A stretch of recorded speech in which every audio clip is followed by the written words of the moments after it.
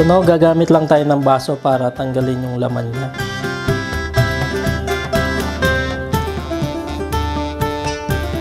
Yan.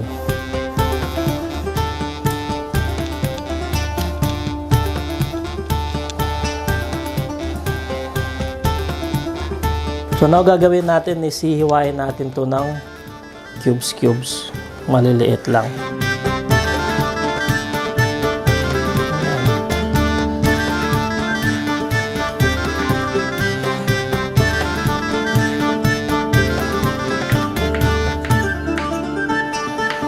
Ganyan lang.